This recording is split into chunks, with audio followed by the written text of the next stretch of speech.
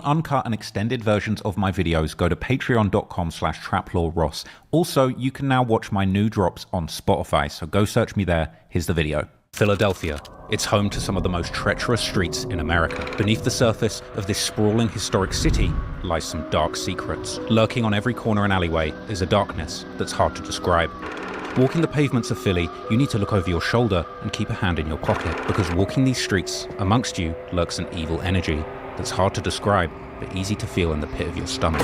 Eagle eyes watching you, and nobody is safe. Earlier this year, a news story from Philadelphia gained international attention when an only 17-year-old straight-A student and star athlete Noah Scurry was brutally gunned down in the early morning hours as he was leaving for school with his mother. America would mourn the seemingly tragic murder of a model student caught in the wrong place at the wrong time, but it would turn out that things went far deeper and darker than anyone could have possibly imagined. As the days passed, people began to shine light into the shadows, and as more time went on, people would slowly piece together the shocking truth that Noah Scurry wasn't just a straight-A student caught up in the demonic forces that lurk in Philly's streets. In fact, the truth was, he was the danger. When it emerged that in reality, Noah Scurry was living a double life, hitting the books and scoring points on the basketball by day, but by night, he had a whole different identity, putting on a Joker mask to hide his true identity and lurking in the streets with a thirst for blood and acting as a high-functioning serial killer with allegedly over 5 bodies under his belt. The shocking truth was that even the most innocent-looking and well-to-do teenagers in the streets of Philly were outside at night committing murders and then going home like nothing had happened. What made this story even more strange and shocking is that it impacted residents of Philadelphia at the highest levels of society and fame, because before all of this came out publicly, the former Philly rap legend and current podcast superstar Gilly the Kid, aka Gilly the King, host of $1 Million Worth of Game, would tragically lose his own son, YNG Cheese, to a brutal triple shooting in 2023. The grief-stricken podcaster would show incredible strength and continue pushing a positive message in the years that followed, but the internet would eventually be plunged into a sense of shock when it was later revealed that Noah Scurry had likely been responsible for the murder of his son and would have likely been arrested for it had he not lost his life first. The strange story made the concerned citizens of Philly ask the perplexing question: what would drive an apparently star student with his whole life ahead of him to get deep in the streets and begin taking the lives of other promising young men just like him? Well, the truth is much darker than anyone could have possibly imagined. So in this video, we take a closer look into the life and death of Noah Scurry, aka Joker OTV, the demonic teenage serial killer who got sucked into the deadly streets of Philly and showed the world that sometimes the most innocent-seeming people hold the darkest of secrets. We have to make a concerted effort to find solutions to the craziness that is plaguing our city. Police say Devin Spady, better known as Young Cheese, was one of 3 people shot in the 5800 block of Masher Street in Olney Thursday night. He uses his platform to speak out against violence, and now violence has claimed the life of his son. What's done is done. And like you said, Cheese not coming back. The search is on for the gunman who opened fire, taking the life of a 17-year-old boy. Parents said he excelled in sports and was well liked. Deadly gun violence continues to rise in Philadelphia, with more and more young lives cut short. Last night, a 14-year-old boy became the latest child killed. But this was a 14-year-old boy. This is someone's son, this is someone's friend, and anti-violence advocates are saying these killings are creating a culture of fear in the city. You feel unsafe. You feel like they're not being looked out for. The community remembers a teen gunned down last week, and Dave, this is another victim of this senseless violence that's plaguing our city. That was my mommy's baby. That was her world. He was our little brother. He did not deserve to die like that. Victim gunned down by 4 men who, for some unknown reason, opened fire into the playground. Police say shootings and murders are being fueled by hot-tempered Instagram posts between rival groups or individuals. Violence continues in Frankfurt, where an 18-year-old was shot and killed. It happened around 5 this evening on the 4700 block of Oxford Avenue. Police say the 16-year-old boy was ambushed and shot multiple times as he returned from his job at McDonald's late last night. They say 3 masked men, they were waiting for him to return from work. His face is good. You get me and did this shit. And you know who did that to your man. Shut up. Allah, he used a and AJ did this shit. Police are looking for up to half a dozen shooters in cases that began yesterday afternoon. There were over 40 shell casings on the ground here. Officers say someone shot 2 people at this scene.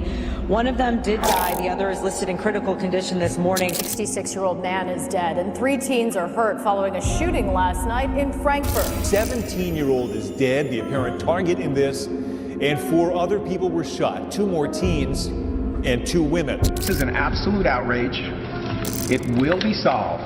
Because at the end of the day, many of these kids are coming from the same communities that they're shooting at. Today, the U.S. Marshals Fugitive Task Force released this wanted poster of 17-year-old Asir Boone with a $5,000 reward attached. You have until Wednesday morning to turn yourself in. He even says at one point, I'm wearing this type of clothing. Don't cook me. Police say Tayshawn was riding his bike when a car pulled up and 3 masked people got out and began opening fire. Tayshawn was hit multiple times. The 17? Yeah, 17-year-old basketball player that just got shot 17 times. Yes. That's who killed my son. A teenager was shot and killed steps from his home. The 17-year-old was on his way to school. The teenager was with his mother at the time. Police and school officials are identifying the 17-year-old tonight as Noah Scurry. He's described here at the high school as a great student and athlete. At least 20 shots fired in what they believe was a targeted attack. The student who was killed was exceptional. No problems from him whatsoever, according to the principal and other staff members. He got videos out where he got a Joker mask on. A screenshot of the video shows a man in a Joker mask, at times appearing to hold a gun. Sources tell Fox 29 they believe that to be Scurry. Said you was gonna slide, you ain't slide yet. Right. Now I slid.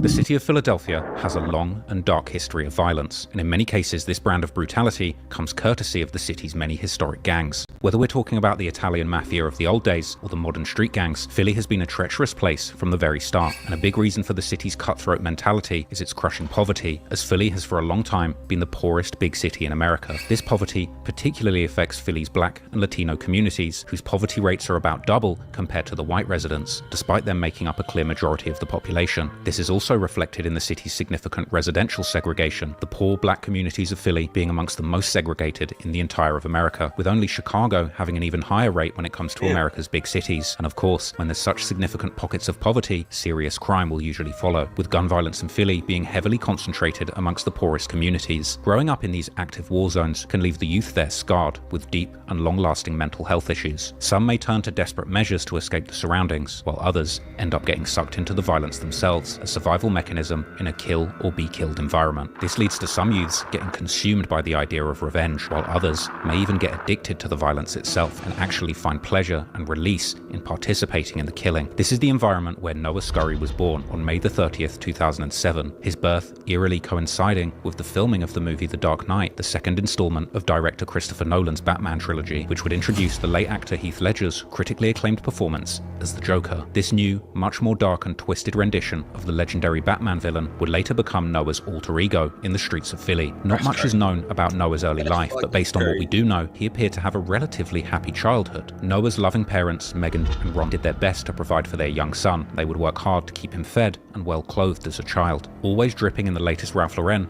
Noah was a stylish kid whose parents clearly cared for him and wanted the best for him, and his parents would do their best to keep Noah busy and focused on positive hobbies, as he would seemingly practice many different sports, from martial arts to baseball, and of course basketball, where he would eventually excel the most, becoming his high school team's top scorer. His parents would also make sure that Noah's intellectual side was equally stimulated, as he would show great promise in school as well, becoming an honor roll student who would score the highest result in his school's SATs. Something even more impressive when you consider the fact his high school, the Samuel Fells, is among the worst performing schools in Pennsylvania. This is an interesting aspect, as having covered many demonic gangsters who seemingly came from violent upbringings that thrust them into the violence before they really knew better, Noah apparently had a lot of love and support sport and was nurtured to excel at life. However, Noah was also clearly influenced by street culture since a young age, and while there are no signs that his family was in any way affiliated with gangs, he can often be seen throwing up what seem like gang signs in his early childhood pictures. It's not clear if Noah at the time was simply imitating what he saw other people doing, or if he was actually already affiliated with gangs, but there were numerous street gangs operating in the area that Noah lived at the time of his death, and eventually he would allegedly become affiliated with a gang called the Whackers from the Lawncrest section of the city, who go by the name Pavement Boys, or PB, and are repped by rappers like No Pix and Rel Sosa. Noah was also seemingly close with gangs from the Frankfurt section of the city, particularly gangs called Parkside and Certified Clappers, or Double C. The biggest rivals of these gangs will be the gangs called M24 and their younger generation called Fast Break, who hail primarily from the Olney section of the city. The Fast Break have become well known in Philly drill culture recently after their members allegedly killed Philly's most well-known drill rapper, YBC Dull, in August 2024. His killers allegedly being as young as 14 years old, with Zakeem Blake, who had gone missing from his parents a year earlier,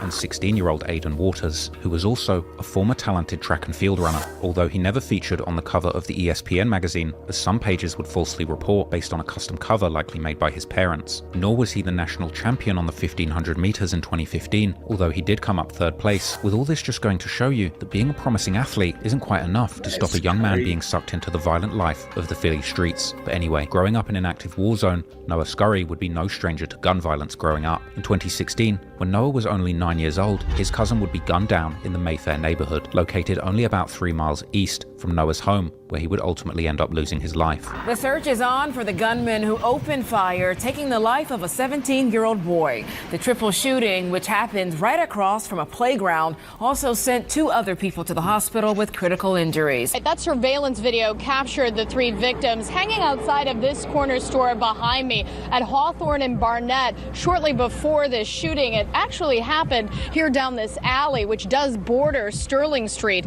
17-year-old Quantico Brunson Moten was killed. 2 other young men remain in critical condition. Surveillance video shows Quantico Brunson Moten, the 2 other victims, and 2 more people standing outside the corner grocery store last night. A white car pulled up and a man dressed all in black got out and walked down Hawthorne. A little while later, the group followed in that direction. Police say it was here in this nearby alley that shots were fired. 17-year-old Quantico was shot in the torso, as was a 16-year-old victim. Back on the surveillance video, you can see the man run back to the idling white car outside the corner store. Quantico was killed. Today, his father washed away the blood left at the scene. We kept our son close, and we kept his friends close. They call his mom and pop all day.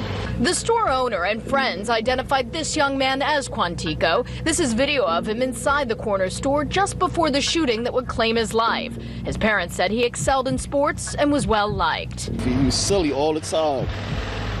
He was just silly all the time. Things would begin to ramp up around 2020 as the COVID pandemic would bring a spree of violence all over America, including Philadelphia, where the already high murder rate would spike to the level of the 90s when the crack epidemic was intensifying the gang wars. In December 2020, Noah's good friend, 14-year-old Tamer Timms, also known as Tartar, was gunned down in Olney, less than 2 miles away from Noah's home. Well, deadly gun violence continues to rise in Philadelphia with more and more young lives cut short. Last night, a 14-year-old boy became the latest child killed. Action reporter Jacqueline Lee is live in the Olney section of the city tonight with more on the investigation into this deadly incident and the devastating statistics. Jacqueline. Well, Rick, we cover so many shootings. Sometimes it's easy to forget to see the humanity in it. But this was a 14-year-old boy. This is someone's son. This is someone's friend. And anti-violence advocates are saying these killings are creating a culture of fear in the city. Family members describe 14-year-old Tamer Timms as the life of the party, a star basketball and football player. He was an outgoing fun kid, like the crack jokes.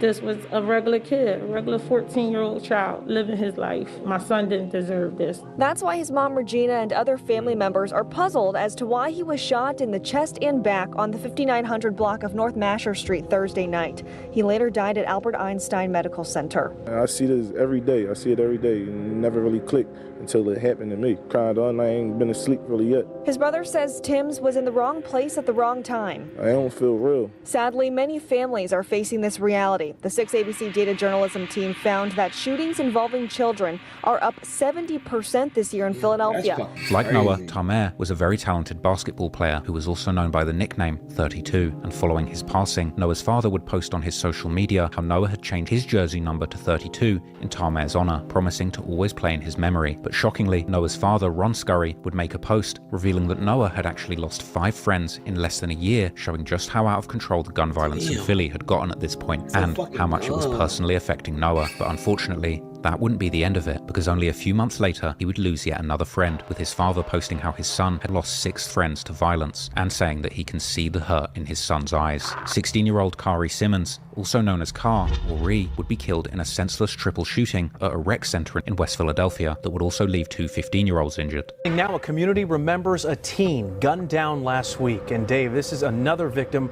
of this senseless violence that's plaguing our city. Jason, a big turnout tonight at the Christie Recreation Center at 55th and Christian as an entire community came out to mourn Kari Simmons and to hopefully start the healing process. Hundreds of balloons were released over this West Philadelphia Rec Center Tuesday evening to remember 16-year-old Kari Simmons, who was gunned down last week on this very same basketball court. He was just here doing what all of us do. Come to Sherwood, play basketball, and just be kids. Kyrie's senseless murder touched off calls for a citywide action plan after the death of yet another young man with so much promise. We love Kyrie more than anything. That was my mommy's baby. That was her world. He was our little brother. He did not deserve to die like that. Police and Kyrie's family say he was an innocent victim, gunned down by 4 men who, for some unknown reason, opened fire into the playground. Following Kari's murder, local news would report how the police were warning that the violence in the city was being fueled by social media, where gangs were going back and forth dissing each other. After over 100 murders already this year, investigators are focusing on ways to prevent more violence, including monitoring Instagram, where police say shootings and murders are being fueled by hot-tempered Instagram posts between rival groups or individuals. Social media beefs turn violent. Now, these groups just have the ability to use Instagram and go back and forth in real time. And it's something that we're very concerned about. Commissioner Daniel Outlaw says social media is fueling a lot of these conflicts, and they're now having detectives monitor those conversations. Life has turned into one big reality TV show. You don't have to be a celebrity or with a following or with cameras in order to advertise your life or, document every moment of what we're saying and what we're doing. Advocates and officials say parents can play a role in monitoring their teens' social media usage. Instagram shared tips for parents in a new guide released today. Pastor Carl Day says talking to teens can spark change. A lot of times I think that we don't think about how polarizing social media is. Instagram's restrict mode allows your teen to keep an eye on a potential bully. They can't tell they've been restricted, and posted comments aren't visible to anyone else but the person who wrote it. Back in maybe our day, whatever our day may have been, if you had a problem with somebody, it was just between you, them, and probably the few people that knew. Now you got 6,000 followers, so in everybody's mind, all 6,000 people see you trying to play me. So now this is the way we have to handle things. Noah was also familiar with the other side, as his friends weren't only dying in the gang war, but also allegedly doing the killing. Only a few weeks after the murder of Kari, 18-year-old Justin Porter, also known as Jay or 5, would be gunned down in the Frankfurt neighborhood. The violence continues in Frankfurt, where an 18-year-old was shot and killed. It happened around 5 this evening on the 4700 block of Oxford Avenue. No one has been arrested in this shooting either. Justin was allegedly affiliated with the M24 gang, and following his death, popular rapper called Brady, who's affiliated with the Certified Clappers and Parkside, would drop a diss song called 5 on It, which references the classic song Got 5 on It by Loonies, whilst also using that phrase to diss 5. This was followed by another Double C rapper called Hardy dropping a song titled Red Rum, where he would diss 5 more directly, saying that he died because he didn't have a gun and that they sped off on the police after the murder. Another popular rapper from the M24 side, Lil Muck, can be seen wearing a custom tribute shirt to 5 on his social media, and would release a response to the diss song called On 5, which is both a tribute song to 5 and a diss towards Parkside and the Certified Clappers. In Muck's Instagram promo for the song's music video, other M24 members could be seen dissing Parkside, while Parkside members would seemingly taunt muck about Five's death. One YouTuber would even claim that Five was killed by a specific person, a rapper from Parkside called Qua4, who is in fact a good friend of Noah SCURRY, with even Noah's father posting a picture of the two together. However, the murder of Five, aka Justin Porter, would remain unsolved. Unfortunately, the killing in Philly would only get worse during 2021, reaching an all-time high. In October, 16-year-old Arjon Jackson, also known as AJ or A-Roy, would be brutally killed near his home after he had just finished his work shift at McDonald's, with his twin sister being taken home in a lift. We began with a call to action after another teenager is shot and killed on the streets of Philadelphia. I'm Yuki Washington. I'm Jessica Cartalia. 16-year-old Ajon AJ Jackson was shot outside of East Oak Lane home when police say he was ambushed. He and his twin sister had just finished their shift at McDonald's. Jasmine Payute is live at police headquarters with how gun violence is affecting principals trying to keep their students safe. Jasmine? Yuki, Jess, good evening. It goes without saying, there's a gun violence crisis in Philadelphia. Once again, the Parkside rappers would diss the dead mercilessly, this time borrowing a chapter from YBC Dull's playbook, who had made a name for himself by dissing his dead enemy, who was also killed after finishing his shift working at McDonald's too. In the music video for Hardy's song Red Rum, his friends can be seen tossing out French fries, something that YBC Dull had also done. And in his song On Hound, Hardy would rap how M24 hadn't got back for someone who died whilst eating fries, before mentioning how they were leading by 2-0, an apparent reference to the murders of both Five and AJ. Hardy would even film himself in court, confronting an M24 member and dissing AJ to their face. Look, it's me and my man B. And me and did it. And you know who did that to your man. Shut up. Shut the up. Young boy, I slapped on the back of his head right now on live. You're not trying to lock in. That this nigga at the funeral. Come on, let's lock in. Let's lock in. Your man about to be in here for an hour. We can lock in real quick. Use a boy. Damn. The law, he used a and AJ did it. Watch out, bro. Bitch ass. I just see me smack that. Y'all just see me smack this. Coming into 2022, the murder rate would fortunately begin declining, but that would be a small consolation to the people living in the city's war zones, where murders would continue to happen at a steady rate. And in August, it was time for Noah SCURRY to experience yet another loss, as his friend, 18-year-old Hesea Adams, would be killed during a particularly violent night in Philly. Just this morning, Philadelphia police are looking for up to half a dozen shooters in cases that began yesterday afternoon, carried through in the overnight hours, and there has been shooting as of just a few hours ago. Take a look at this video. This is from a deadly shooting on Bouvier Street. There were over 40 shell casings on the ground here. Officers say someone shot 2 people at this scene. One of them did die. The other is listed in critical condition this morning. And then in broad daylight yesterday, around 5 o'clock, right near this Dunkin' Donuts on Girard Avenue, 3 men were shot. One, a 65-year-old whose sister says he was driving by the scene in his pickup truck when a stray bullet from the shooting went through the windshield into his arm. Hesea was known as an outgoing person with a real big heart who did anything for the ones that he loved, but allegedly he was also known as a feared shooter in the streets who went by the menacing nickname Bad News. By this point, Noah SCURRY had lost as many as 7 close friends to the streets, and as his father said, he could see the pain and suffering in his son from these losses. Perhaps unsurprisingly then, from here, Noah would begin to undergo a dark transformation, vowing to get revenge for his friends and beginning his own plots to wage war in the streets and cause others the very same devastation that he had endured. And it would be soon after this that he would take on his terrifying alter ego, becoming the Joker.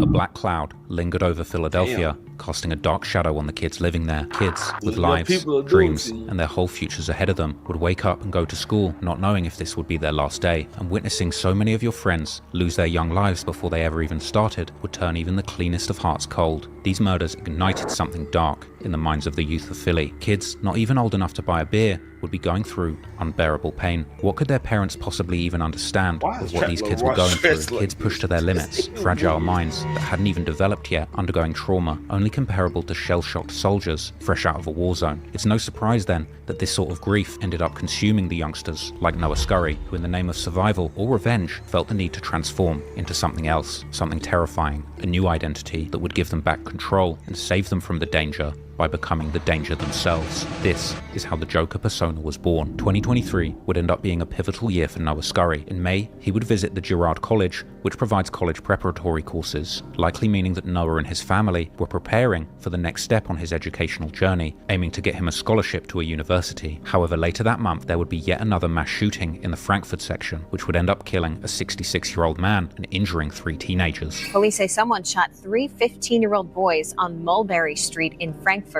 This happened late Sunday night.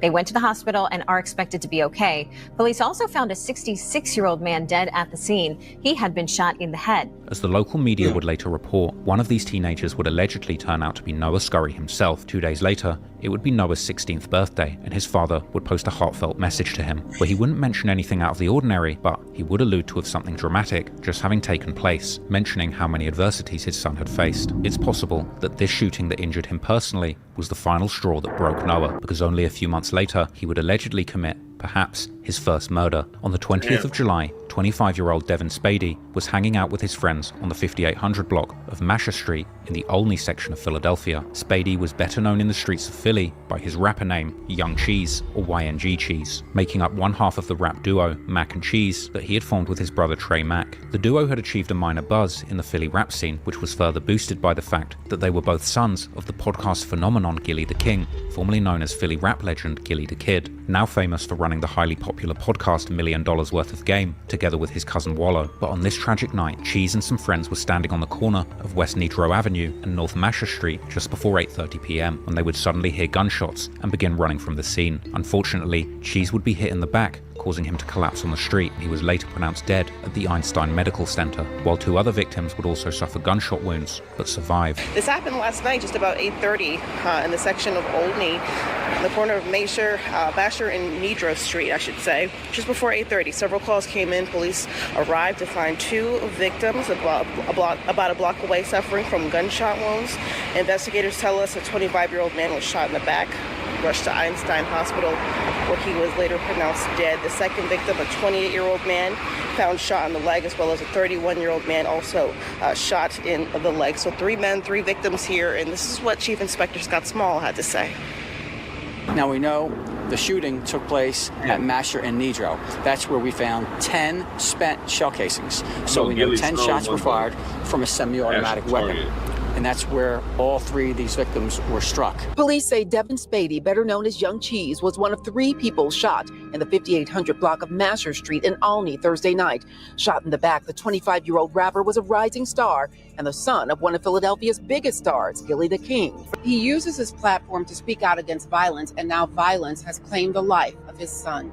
For him to be a victim to the same violence that he's advocating against, that's just heartbreaking. Gilly the King is a rapper turned podcaster turned philanthropist. He and his $1 Million Worth of Game podcast partner Wallow also helped give away millions of dollars to support local businesses, and both were awarded the key to the city. Gilly and Wallow have become the unofficial mayors of the city of Philadelphia. How about that?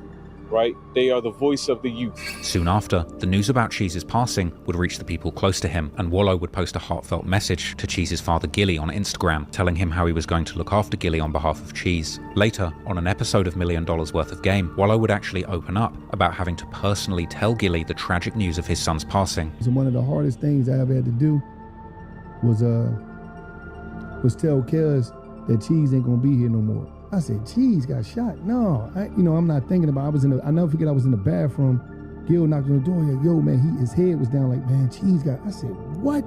I tell him what happened. He said, no, I'm gonna check into it right now and see what's going on. Boom, boom, boom. Once I hang up, he called me back and said, don't put Gil on the phone no more. I said, all right, so we driving. He tell me on the phone, he's like, yeah, man. Damn. He gone. I said, damn. So I put my face down and I go to walk out of the hospital because we in emergency. Gil see me. I said, damn. Because I'm like, I'm gonna leave and they gonna have to tell him in the hospital because So I walk out, Gil come out, and he like, cuz, what's up, cuz? What's going on? What's up? Cause he peeped me, put my head down. That was the worst thing I ever told anybody. And I was like, man, Cheese gone. And I never seen him like that. So it was like, in some type of way, I felt f***ed up because it was like I had to tell him the worst ever. So I felt some type of way, like it wasn't that I was responsible, but the fact that I told him that shit, that's the worst ever. So when I told him that, I had to walk away and he was talking to me, telling me, so Gil just walked away, he was just f***ed up. And so I was so hurt because it was like, damn, man, I told him the worst shit in the world. And I did it day after day to try to make a better situation. But it was like, Cheese wasn't coming back. And it was like, yeah, I had to stay away from it. It was hard for me to face cuz for a while. So I would keep my distance. And it'd be like, it's f***ed up. Cuz I appreciate you for that too. With Gilly later opening up about the experience on the Pivot podcast, talking about the pain he went through and the need to stay strong for his family. You know, going through all that I've went through in my life, bro, that make you forward tough, man. That really make you forward tough. So, you know, what's done is done. And like you said, Cheese not coming back. That's the one thing that's a fact. So, for me to wake up every day and allow my family to see me in an emotional state where I'm not strong, damn, that's not strong.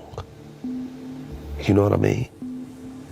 I'm only really weak around my woman and my friends. You know what I mean? Other than that,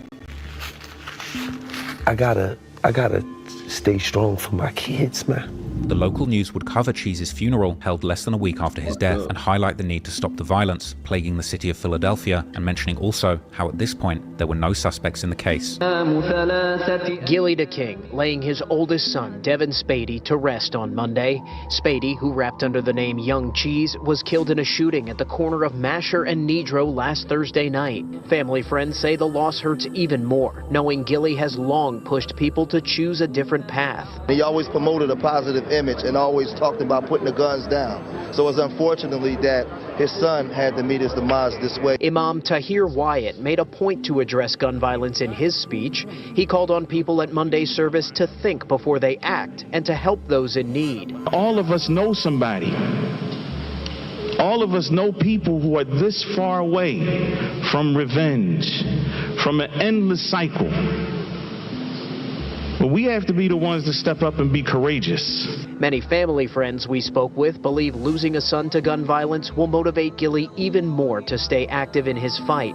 But they also know he can't do it alone and say the community has to step up and take action. We have to stop. We have to make a concerted effort to come together to find solutions to the craziness that is plaguing our city.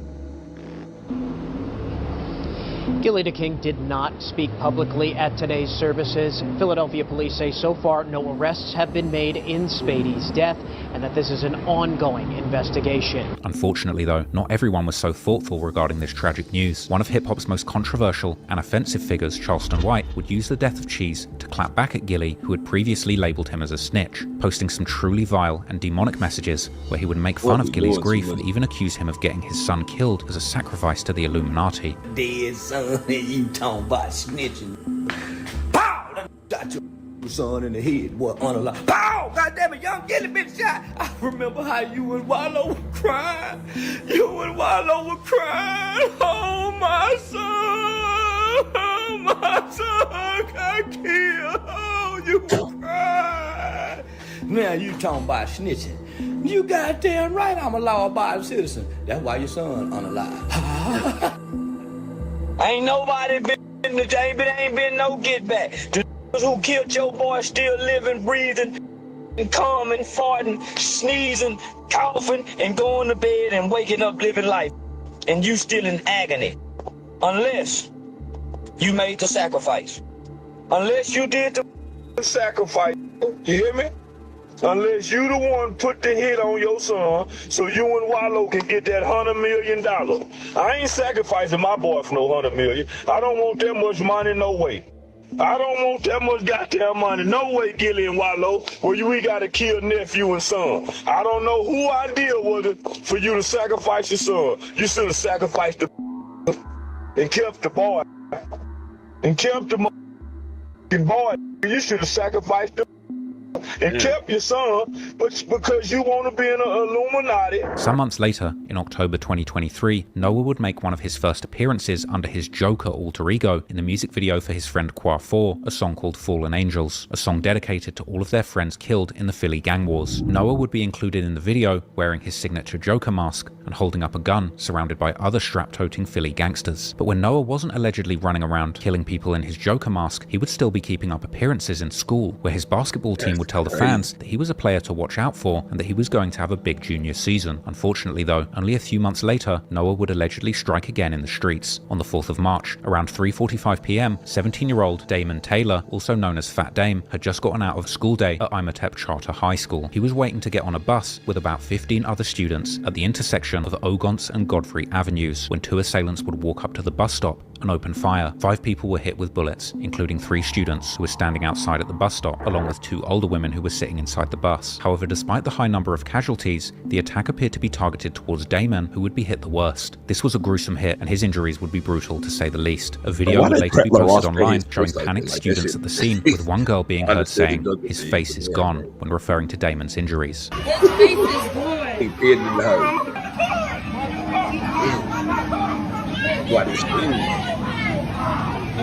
Damon was taken to Einstein Medical Center, where he would unfortunately pass away from his injuries.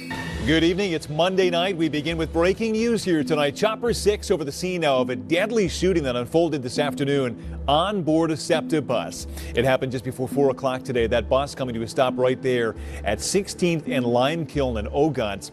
Just minutes ago, Philadelphia police gave us an update revealing that a 17-year-old is dead, the apparent target in this, and 4 other people were shot. 2 more teens and 2 women, 50 and 70 years old. This, a live look at that scene right now. Those 2 women were sitting on the bus at the time. Action News reporter Katie Cacho live there where it all ended this afternoon. Katie, police say video shows 2 gunmen here. That's exactly right, Brian. And where I'm standing is where police say around 15 to 20 people were waiting for that SEPTA bus when those shots were fired. I'm going to step out of the shot here so you can see what's behind me. As you can see, police have marked off multiple spots where they did find multiple shell casings. Now, there are multiple scenes to this shooting, and I do want to show you what another scene looks like here on the 6000 block of Limekiln Pike. You can see that SEPTA bus, and it has multiple bullet shots through those windows. Now, there are multiple victims here, and I do want to show you a list of all of the victims. Police say a 17-year-old was killed. A 17-year-old suffered a graze wound to the shoulder. A 50-year-old was on the SEPTA bus. She was shot in the arm. A 70-year-old woman was on the bus. She was shot in the head. Police say both of those women were bystanders. Police also say a 15-year-old suffered a graze wound to the back. Now, everyone is over at Einstein Medical Center recovering at this time. Philly's infamous district attorney Larry Krasner would later be moved to tears when discussing the incident during a press briefing, promising that everyone involved would be arrested and prosecuted. Juvenile who has now lost his life. We have a 70-year-old woman.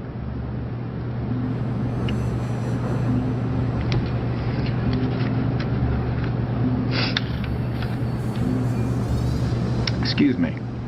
We have a 70-year-old woman with a grocery cart on a bus who is struck in the head with a bullet. This is an absolute outrage. It will be solved.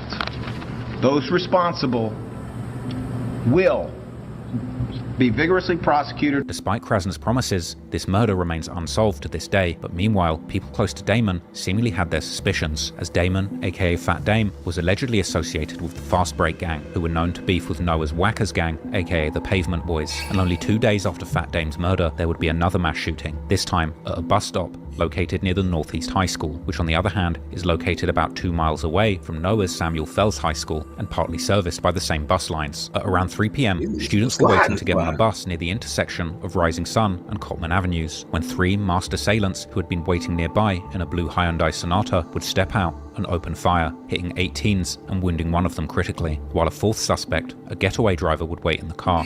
Tonight, Philadelphia police are urging the public take a closer look at this shocking surveillance video. Investigators say it shows the chilling moments 3 armed suspects exit a stolen car, run up to a busy bus stop frequented by high school students, and indiscriminately fire more than 30 shots into the crowd. 8 teens between the ages of 15 and 17 were wounded. One of those teens now fighting for his life. These are individuals shooting at a crowd of kids. That's really concerning. So we need people to see that. This shooting, the 4th involving the city's transit system, SEPTA, and the 2nd involving minors this week alone. We're going to target every criminal code on the books. But for the family and friends of 17-year-old Damian Taylor, it's too little too late. The teen was shot and killed on Monday as he waited for the bus. Several others were also wounded. As the investigation into this latest shooting continues, authorities are urging parents to get involved before another young life is claimed by gun violence. Go in those rooms and look under those tables and look under those closets and get those guns out of the house. Because at the end of the day, many of these kids are coming from the same communities that they're shooting in, right? And they know who they are. Unlike the shooting that took the life of Fat Dame, this one would unravel almost immediately, and less than 1 week later, the police would arrest 2 18-year-olds, Jamal Tucker and Arneal Buggs, in connection to the shooting. This is video from the moment 18-year-old Arneal Buggs was taken into custody by U.S. Marshals Saturday. The day before, police say 18-year-old Jamal Tucker turned himself in. Philadelphia police, the mayor, and other leaders met today to announce their arrests. Both are now charged with the shooting that injured 8 Northeast High School students who were waiting for the bus last week. 7 boys and 1 girl, all between the ages of 15 and 17, were hit. To our young people who were impacted, to know that we're making progress. We will not tolerate this type of violence on our streets or in our schools or near our schools. Police say they developed suspects after recovering the stolen getaway car seen here in surveillance video. Buggs was also taken into custody with the gun that matched shell casings found at the scene. Police say the gun was a fully loaded and fully automatic pistol with a laser. Young people who are trying to put it together, they deserve better, and they deserve to know that the city of Philadelphia is taking seriously what occurred. At the news conference today, Mayor Sherrell Parker speaking on the bloodshed of the youth and the plans in the near future to implement a public safety plan for the city. Moving forward, it's an all-hands-on-deck approach as authorities continue to look for 2 more suspects. The local news would also report, based on the court records, that the police were investigating the shooting's connection to the one that killed Fat Dame. This paperwork also revealing just how sloppy these youngsters had been, not only during the shooting, where they had seemingly aimed eyes closed into a group of innocent kids, but also during the getaway. The NBC 10 investigators obtained court documents that detail how police narrowed in on Tucker and Buggs. The documents explain how the same stolen blue car used in the shooting was found later that evening on the 400 block of Fern Street in Olney. Detectives pulled surveillance from that immediate area, and according to the affidavit of probable cause charging Buggs, surveillance video shows 4 men exiting the vehicle 14 minutes after the shooting. The men then entered a home on that same block. From that address, police identified Jamal Tucker as a suspect. Detectives worked with the FBI to pull cell phone data from the cell towers that service the shooting location and where the car was stolen and found. Court records show that investigators determined that cell phones associated with Tucker and Buggs traveled, quote, in concert to the Sunrise Avenue shooting location and the 400 block of Fern Street where the stolen car was recovered. Police won't say for certain if Wednesday's shooting was a retaliation for Monday's other SEPTA shooting. That one resulted in a 17-year-old killed and 4 others injured. But the affidavit charging Buggs details a prison phone call Buggs received the day after the shooting from his uncle, Dontaz McMillan. It says the inmate asked the other male on the line, quote, "I heard about your man, you good?" And the younger male states, "Nah," with McMillan responding, "Yeah, it's never easy to digest," end quote. The document goes on to say that based on the context of this phone call, it is believed that the two individuals on this call are discussing the homicide at 6200 Ogons Avenue. That homicide occurred on March 4th. Bugs and Tucker were arraigned Sunday morning. Arnall Buggs would also be charged with a February 2024 murder of a 20-year-old named Christopher Dowling, also known in the streets as Chris. Together with two other teens, none other than Aidan Waters, the Fast Break member first arrested in relation to the murder of YBC Dull, as well as a man named Ryan Purcell, better known in Philly as the Fast Break-affiliated rapper LR, or Lil Ryan. The following day, a third suspect was arrested, 19-year-old Jermard Carter, who is also known as a rapper by the name of Mardo, and also allegedly affiliated with the Fast Break gang. Well, here we are on one of the main roads through Philadelphia at one of the main intersections, Academy, just about 5 doors off of Woodhaven Road, and there's a 2-apartment row house here, and there you see it, 12024 Academy Road. This is where Jermard Carter's father lives, and he said he answered the door to machine guns after 4 o'clock as police came looking for their son. Sources tell me the whole family was out in the backyard enjoying a nice day at the time, and so when they were knocking at the door, no one was answering it first, and then the father did answer the door. Here is video now of Jermard Carter being taken into custody by marshals and the task force that also includes a whole lot of Philadelphia police detectives who've been looking for him for nearly a week since the Wednesday shooting. So this makes 3 of the 4 they wanted. You remember 3 shooters and a 4th getaway driver. They wanted to get all 4. So the father told me Jermard Carter just turned 18. Authorities who took him into custody say he is 19 with a birth date listed for this October 1st, born in 04, which would make him nearly 20 years old come October. Here is some of what his father had told me earlier after the arrest.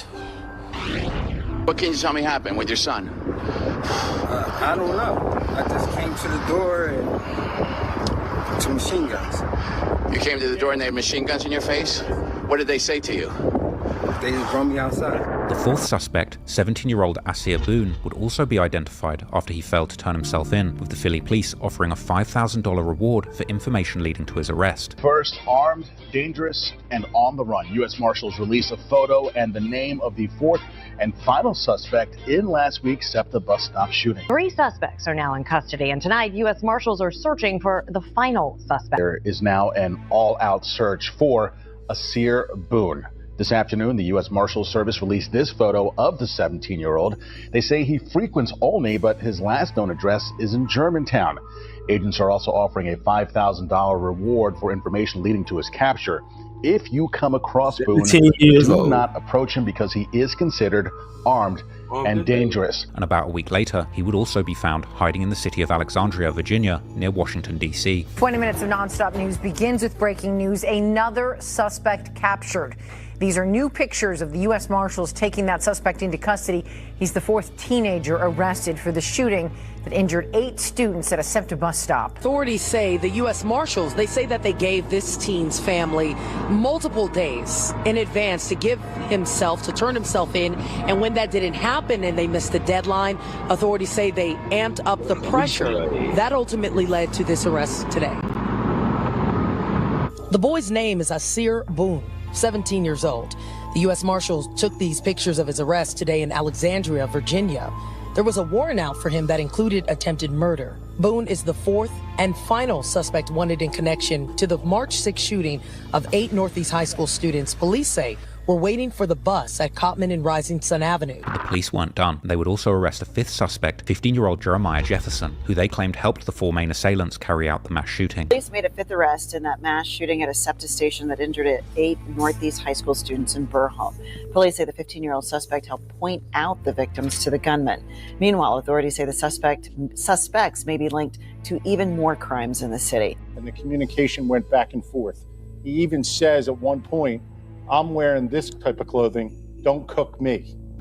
And then at the point where they were leaving the Dunkin' Donuts to walk to the bus stop, he types the word go. Out of the 5 suspects, 18-year-old Jamal Tucker, known in the streets as Mally from the Fast Break gang, had been the first to turn himself in, which would immediately prompt accusations that he was snitching, and he would eventually become the first person to accept a plea deal with prosecutors, prompting even more rumors that he was indeed cooperating with the police against his Fast Break buddies. Suspects in a shooting that injured 8 students at a bus stop in Northeast Philadelphia earlier this year has pleaded guilty. Jamal Tucker pled guilty to several charges yesterday, including attempted murder and aggravated assault.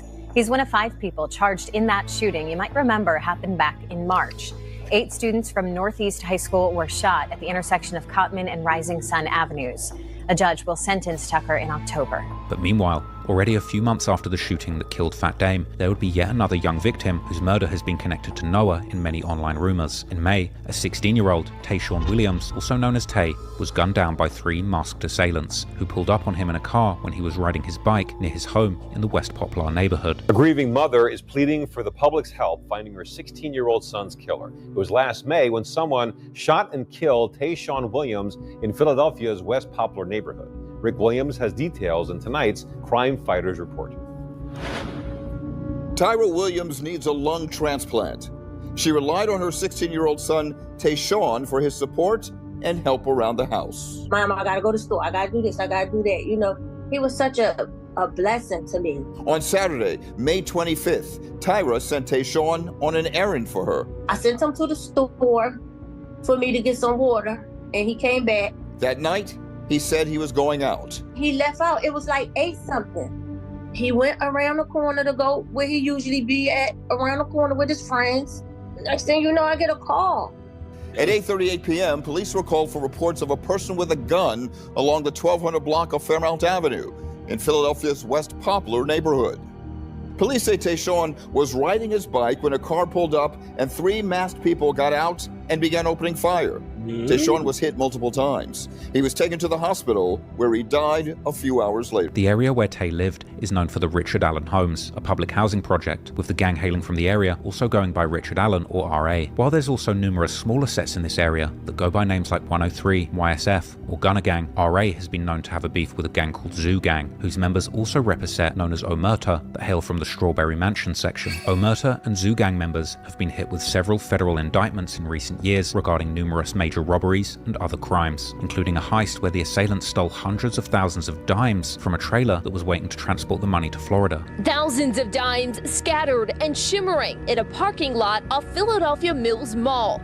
They spilled out of a parked trailer when thieves broke in. They were trying to cross-load the dimes into other things to carry it away. There's dimes all over the parking lot. The cargo, $750,000 worth of dimes, was loaded up at the Philadelphia Mint yesterday. Police say the truck driver parked here overnight, went home and got some sleep before a long day of driving to Florida.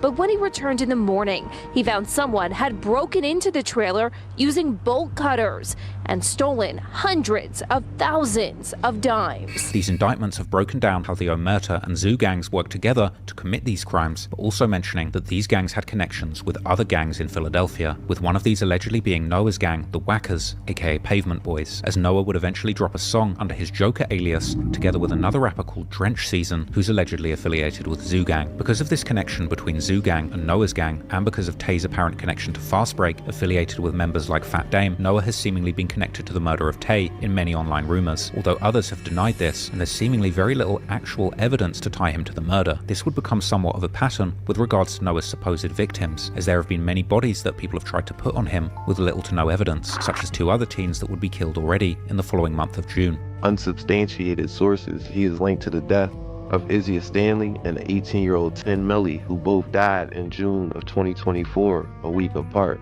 Now, I'm not trying to go around putting murders on people, so please take all of this with a grain of salt.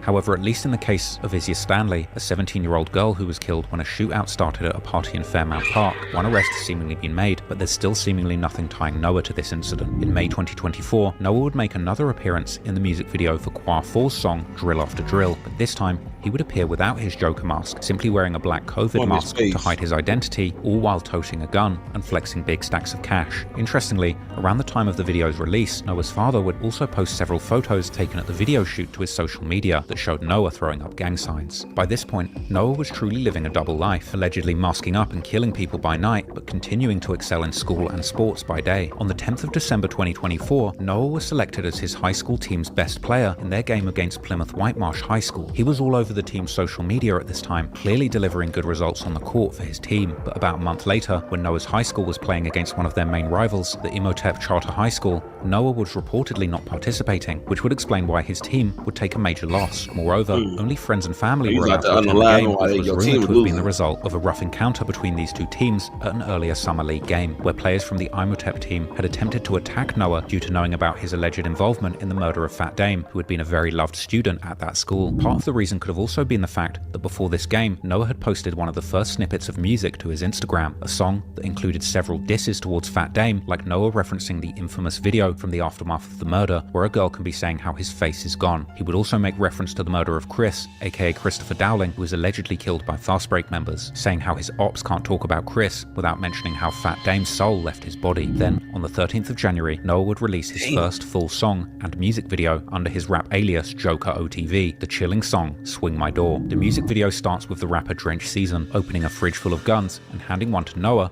whilst wearing his infamous Joker mask. The duo, together with other masked teens, would then display their heavy artillery and guns equipped with switches to make them fire automatically. Drench Season then starts the song with lyrics that paint a picture of the dark world that these youngsters are inhabiting, saying how he's thirsty to swing that door, referring to the act of quickly opening a car door when spotting an enemy in order to run up and kill them from close distance, before saying that he already has 4 Bs, or bodies up, suggesting that there's 4 victims that he's already killed by this point. He then describes how he started the lifestyle of killing people and popping pills at the ripe age of 15, claiming this turned him into a goblin, which appeared to be something he was truly proud of. After Drench Season's verse, Noah, aka the Joker, would step in, delivering equally disturbing lyrics where he raps how one hand is not enough to count all of his victims, implying that he had already killed over 5 people at this point. He would aim disses towards specific rivals, like somebody he called Scoom, with some fans suggesting that this was another name for Fat Dame, as well as another guy called Quaddy, real name Quadir Diaz, who was found dead in a creek together with his friend under mysterious circumstances in April 2024. This song was undoubtedly disrespectful, and this is really where Noah painted an even bigger target on his back. Not only was he killing his enemies in the streets, but now he was proudly rapping about it, and despite hiding behind the menacing mask, those in the streets knew exactly who was responsible for these murders, and they wanted revenge too. And unfortunately for Noah, just as he had begun his rap career using his menacing mask and moniker as the Joker, there would be other ruthless masked shooters looking for him in the streets, with little care for who got in the way or witnessed the revenge that they were about to take upon him.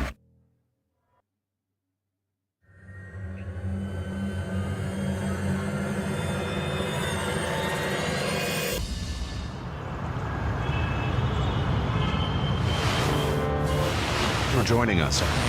Good morning, Philadelphia. This just in. Police are still searching for the suspects in multiple murders that have taken place over the past week. People are being asked to stay vigilant and stay safe. In the streets, there are no heroes or villains, only actions and reactions. The gang life is sadly a dead end, and no matter how fearsome you are, no matter how many people you've killed, it only takes the squeezing of a trigger to end your story too. Noah Scurry, aka the Philly Joker, had become a formidable force in the Philly streets in just a matter of months. The pain that he felt from losing so many of his teenage friends to the gun was barely eased by all the killings that he himself had done. Perhaps he was too young and naive to think that he would suffer the same consequences too, but the reality was that those people that he had hurt, just like he had been hurt himself, wanted their own revenge, and hiding behind his mask, his family, or his facade as a straight-A student athlete would ultimately not be enough to save his life. And in the end, like those friends or enemies of his that lost their lives so young, his life too would be cut short in the most poetically tragic way. On the 14th of January 2025, Noah Scurry would wake up early to head to the Samuel Fells High School, exiting his family's house located on Rohrer Street near Roosevelt Boulevard around 7:15 a.m. But as Noah stepped outside to the back alley of his family's row home, ready to get into a car with his mother, who was supposed supposed to drive him to school, unknown assailants were ready and waiting for him. They would immediately jump out from a white Jeep SUV and begin shooting at Noah, hitting him numerous times before fleeing the scene in their car. And of course, as tends to happen too often these days, someone would immediately begin filming the aftermath, showing Noah's mother, distraught, hugging her son's lifeless body, covered in blood and bullet holes. Soon after, the police and medics would arrive to the scene, and Noah would be taken to the Einstein Medical Center, where he was unfortunately pronounced dead only minutes later, having suffered several gunshot wounds to his chest and abdomen. The local media would jump on the story almost immediately, highlighting Noah's status as a star athlete and an exceptional student, at this point completely unaware of his murderous alter ego. A teenager was shot and killed steps from his home. This is the 5,000 block of Rohrer Street, about 8 this morning, and we're learning the 17-year-old was on his way to school. The teenager was with his mother at the time. And Kelly, what else are you learning from this tragedy? Well, Jason, police and school officials are identifying the 17-year-old tonight as Noah Scurry. He's described here at the high school as a great student and athlete. His family understandably was not ready to talk today. Police say they do believe he was targeted, but have not said why. Sophomore Muhammad Al-Faqi leaves a solemn day of school at Samuel Fells High School. All after-school activities canceled today and men's basketball games canceled this week due to the killing of a teammate and senior, identified by police and district officials as 17-year-old Noah Scurry. Police say it all happened in an alleyway behind Rohrer Street, just off Roosevelt Boulevard, around 7 this morning. At least 20 shots fired in what they believe was a targeted attack. There was a backpack left in the middle of the crime scene, surrounded by shell casings, and tires of nearby parked cars blown out. A letter sent home to parents from the school principal said Scurry scored the highest among the Fells community on the SAT test. The student who was killed was exceptional. No problems from him whatsoever, according to the principal and other staff members. As you might imagine, they are distraught. The following day, the story would receive a major update as the police would recover the assailant's getaway car, and the news would also show security camera footage of the vehicle at the murder scene. The police would also give out information that Noah had indeed been shot before his murder during the May 2023 incident that took the life of an older man. Breaking right now, chilling video just obtained by CBS News Philadelphia showing the exact moment a gunman ambushes a local teenager on his way to school right in front of his frantic mother. Good afternoon. Siapa police are one step closer into figuring out who is responsible. They say they believe they found a vehicle that may be connected to the shooting. Police say the 17-year-old Fells High School senior was shot multiple times as he was getting into a car on his way to school with his mom. Investigators say he was rushed to Albert Einstein Medical Center, where he later died. The video also shows a white Jeep Grand Cherokee take off from the alley behind the teen's home on Rohrer Street early Tuesday morning, right after the shooting.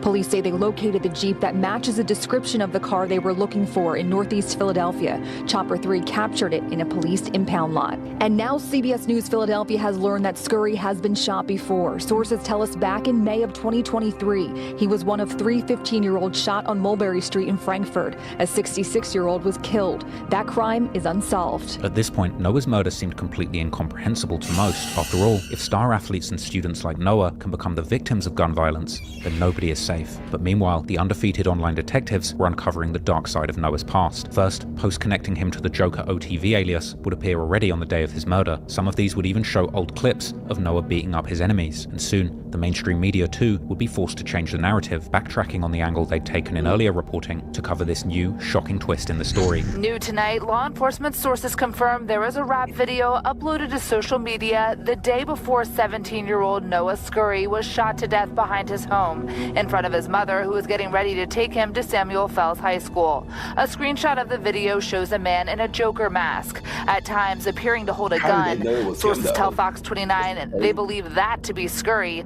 In the video, he dances along other individuals who are also holding and showing off guns throughout it. The storyline would completely change once the duality of Noah's life was exposed as both a star athlete who excelled in school, whilst also being a bloodthirsty, mask-wearing drill rapper, and somebody who had been killed less than 24 hours after officially dropping his first diss song towards his ops. All of this made the story go viral, with seemingly every hip-hop news outlet and YouTuber suddenly covering the story. Most notably, Philly-based YouTuber American Confidential would post an incredibly detailed and well-researched full breakdown about Noah's life and death only 5 days after his murder. The video would interestingly point out how the news got the narrative completely wrong about Noah when they initially reported on him in the context of his excellent academic record. Family members, friends, and classmates were devastated by the sudden and senseless loss. A GoFundMe campaign launched by his cousin, seeks to help cover funeral expenses. In her heartfelt message, she described Noah as a bright, loving young man with a heart full of kindness. Noah, only 17 years old, had such a caring and loving heart, wrote. He would do anything for his family, but most of all, for his siblings. Tributes and condolences have poured in across social media, where friends expressed their grief and shared memories of the teen. Speechless, I love you, one friend posted alongside photos of Noah SCURRY. If people like myself and THF Philly weren't around, this would have been the end of the story. By the day of Noah's death, as is all too clear by now, 17-year-old star student athletes aren't just executed in front of their moms for no reason. There's always a story behind it that the news is reluctant to give for political or social reasons. If you just got your news from the Philadelphia Inquirer or NBC, then the story is almost always missing context. Due to social media, traditional mainstream media was forced to double back the next day and say, hey, there's a little more to the story here. 30 years ago, this would have never happened, and the story would have been left at that.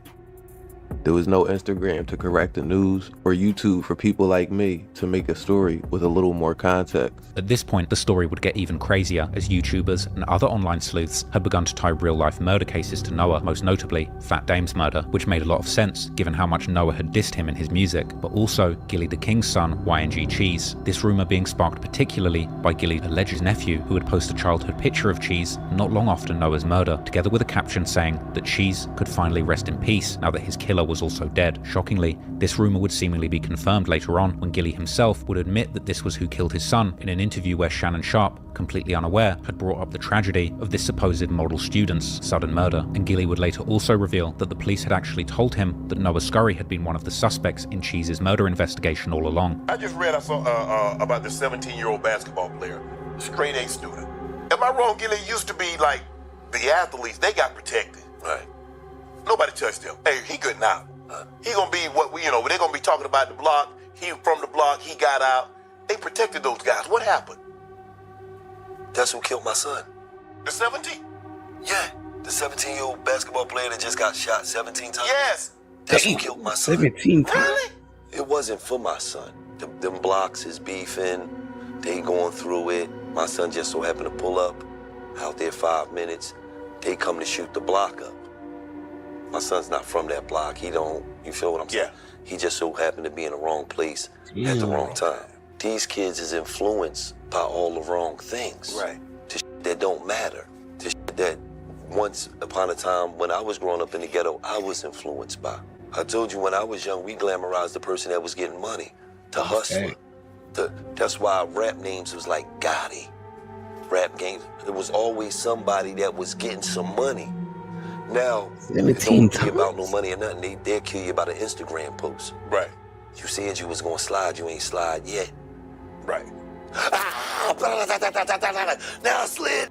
Are you serious? Right. So, it don't make no sense. Meanwhile, the youths from rival gangs were celebrating Noah's death, with some of the first diss songs getting posted on social media only a few days after his murder, like a song from a rapper called Big 9 Millie, who would post a snippet to his new song where he rapped how Noah's killers did what Batman couldn't, before saying how Noah had become the topic of conversation with his Joker antics, but that the joke was now over. Noah's friends, who were rappers on the other hand, were also quick to use the huge media attention around him to their advantage, like the rapper Drench Season, who would drop a song titled Joker, which would receive a mixed reception, as the song didn't actually have a single mention about Noah and was seemingly only named after the Joker to get attention online. But people close to Noah would also seemingly begin to drop all the songs that he had made before he died, with his catalogue quickly growing to a full EP's worth of songs, which would also include features from other rappers close to him, like Qua 4 and Rel Sosa, with most of these being dark diss songs, like his only officially released song Swing My Door, with Noah aiming his disses towards rival gangs like Fast Break, and specific ops like Mally, aka Jamal Tucker, who had allegedly snitched on his friends. However, there would also be more emotional songs, like the song known as Fours Up, or Patience, featuring Choir 4, which gives a rare glimpse into Noah's more introspective side, giving at least some idea to the listener on what could have possibly driven a good kid like Noah to commit some of the most horrible acts that he had been accused of. All of this despite seemingly coming from a relatively good background and likely having a bright future ahead of him. He would rap how he has seen his friends killed by their own cousins and how he's been betrayed by so many people, before saying how many of his friends are in jail and how his cries for help have been ignored and how he's been in numerous shootouts with his ops, and most notably how people keep telling him that he's going to be the ticket out of the struggle, but something is telling him that he's going to die before he can get out. It seems that at least on some level, Noah knew that the life that he was living was going to end up bad for him, and that if he stuck with the positive things in life like basketball and education, he had a chance of making it big. But clearly he was so consumed by the losses of so many friends, just like his father had pointed out on Facebook. Ultimately, any kind of vision for a positive future just wasn't enough for Noah to let go of the losses that he'd suffered in the streets. Another matter is of course the enormous influence of drill music culture. This is a somewhat controversial topic, as many academics, journalists, and other pundits like to point out how music cannot possibly influence youths to commit violence, even when these same people have often based entire theories and even careers on the claim that mainstream media pretty much controls our every thoughts and actions. Meanwhile, people within the culture are often the first to admit just how powerful drill music is in normalizing violence and influencing the youth. This influence is hardly a problem for somebody using the violent, raw energy of drill music to get an extra set in at the gym, but it's another story completely when that same music is influencing a youngster growing up in an actual war zone, and where the lyrics end up providing meaning to real life trauma, with this genre even providing a way out of the struggle if gangsters can turn to artists and use their lived experiences to create music that resonates with others that have been through the same thing. But in a lot of cases, drill music has become the marching music to hype up those listening to continue waging the war in the name of their dead friends. Now, it's certainly not the music's fault, but drill music is an unfortunate symptom of a very dark and demonic energy found within the gang wars of the impoverished hoods of the inner cities. But to bring the story full circle, it seems like the best influences in the city are the likes of Gilly and Wallow, who have both spoken on the need to forgive and move past the grief of losing friends and family to the streets in order to keep thriving positively and providing for their families and communities. Wallow has spoken extensively on the difficult decision to forgive his brother's killer so that he could continue to support his family and provide a positive example to the community whilst keeping hold of his freedom. My TED Talk, I forgave my brother's killer. That's my TED Talk. My TED Talk is about, see, what happened was, when my brother got killed, it destroyed me. Because that was my hero, that was my king. It was so much rage inside of me that when I called home, so many dudes, nobody really knew. It wasn't about knowing. I said, listen. I had to get with myself, and I had to say to myself, can my brother come back? All right, bet. No. What is my responsibilities as a man right now? I gotta take care of them babies. And then I said, I can't carry around this hatred and this anger. I won't be able to grow. I won't be able to glow because I'm gonna have this big package inside of me, and there ain't gonna be no space to involve, and I ain't gonna have no space to be receptive to new things and new ideas once I leave prison. And I had to wipe my hands. It took some time, but whoever he is, wherever he at, I don't want him to go to jail. I don't want nobody to kill him because it's not gonna bring my brother back. I hope that empowered him to change, that he got away with it, that he did whatever. I know that I could have been somebody that took somebody's life in the middle of the night. And I'm understanding of the reality of the game we signed up for. In a fine print that was in the street code contract that we signed. I understand that. In the midst of this brutal tragedy, we have to tip our hat to the likes of Gilly and Wallow, because in the modern day drill culture, so many of the views and attention goes to the most evil of people, the killers, the gangsters, the real ones really doing dirt in the streets, standing on business and rapping about it. It's understandably alluring to feed into that eye for an eye energy that seeks street justice. But the truth is, that mindset is a dead end. It might sound good in songs over a booming demonic beat, but when the music stops and a body is laying dead, cold on the pavement in silence, there's nothing cool about it. So the story of Noah Scurry should serve as a warning and a lesson to the youth of today's gang culture. There really is no future in perpetuating the cycle of death and destruction that you hear in drill music. Killing only leads to more killing, and the only thing that's going to allow young people in the hood to stop that cycle of violence is forgiveness and an appreciation of the bigger picture. Life is much more precious than drill music would have you believe, and the world is much bigger than the blocks where gunfire and the screams of grieving families echo in the air. So I hope you take something positive away from this extremely dark and devastating story, and finally rest in peace to all of those mentioned in this story who lost their lives before they even truly begun.